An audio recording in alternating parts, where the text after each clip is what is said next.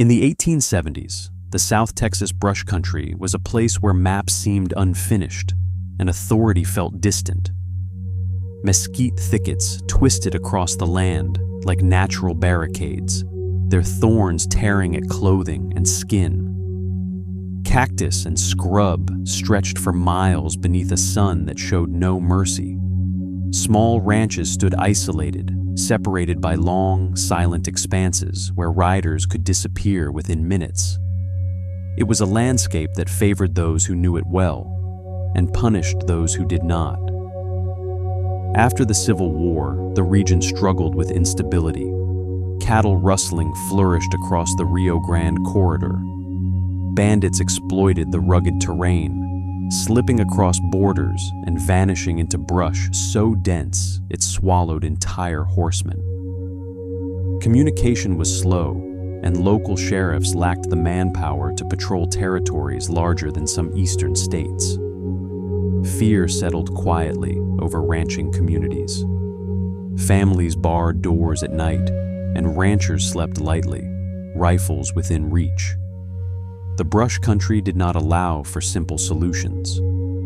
Pursuing criminals here required more than courage. It demanded endurance and intimate knowledge of the land. Trails vanished beneath shifting sands. Water sources were scarce and fiercely guarded. A rider unfamiliar with the terrain could easily become lost, his horse collapsing beneath relentless heat. Outlaws counted on these challenges. They believed the wilderness itself would shield them from justice. Yet the growing cattle economy made inaction impossible. Ranching had become the backbone of South Texas prosperity. A single stolen herd could ruin a family. Trade routes connecting Texas to northern railheads depended on stability. Without protection, investment would dry up, and communities would wither. The frontier stood at a crossroads. Either law would adapt to the land, or disorder would define it. Into this uncertainty rode the Texas Rangers. They were not a massive army nor a ceremonial force. They were small detachments of mounted men accustomed to harsh conditions. Many had grown up in similar landscapes, understanding the rhythms of wind and brush, the hidden trails cattle followed, and the subtle signs of recent passage. They traveled light, carrying only essentials: carbines, revolvers, and determination. Their presence alone altered the atmosphere. Where once ranchers felt isolated, they now saw disciplined riders willing to venture where others hesitated. Rangers studied patterns of theft, learned local alliances, and built networks of information across scattered settlements. They adapted tactics to match terrain, moving swiftly at dawn or dusk when heat softened and visibility favored careful tracking. The brush country remained unforgiving, but something had shifted. Law was no longer confined to courthouse walls. It rode on horseback beneath open sky. The Rangers understood that to tame this frontier, they had to match its resilience. Each patrol tested their stamina. Each pursuit carried risk. Yet slowly, through persistence rather than spectacle, they began pressing back against chaos. The land that once shielded outlaws would soon witness a different kind of endurance, one rooted not in hiding, but in relentless pursuit of order. The taming of the South Texas frontier had begun, not with grand proclamations, but with quiet hoofbeats cutting through the thorny brush. The work of the Rangers demanded patience measured in miles. Pursuing rustlers through the brush country was unlike chasing criminals in settled towns. Tracks faded quickly beneath dry wind. Hoofprints overlapped with cattle trails. False leads were common, planted deliberately to waste time and weaken resolve. But Rangers developed an almost instinctive understanding of subtle clues: a bent twig, displaced gravel, the faint outline of a boot heel hardened by sun. Days began before dawn. Riders moved silently through gray morning light, avoiding the brutal midday heat. They rationed water carefully, knowing wells were few and sometimes poisoned or guarded by hostile forces. Horses were chosen for stamina rather than speed, trained to navigate tangled mesquite without panic. Every movement required calculation. An ambush could erupt from behind thick brush without warning. Confrontations were swift and often decisive. When rangers located stolen cattle or tracked a gang to a hidden camp, there was little room for hesitation. Surprise became their greatest advantage. Outlaws who once relied on terrain for protection now faced opponents equally comfortable within it. Gunfire cracked sharply in still air, echoing across scrubland. Yet many conflicts ended not in violence, but surrender. Reputation alone persuading criminals that resistance was futile.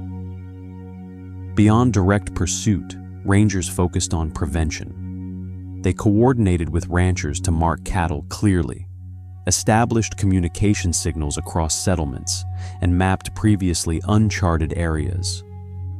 Their efforts gradually tightened the net around criminal networks. Word spread that South Texas was no longer an easy refuge.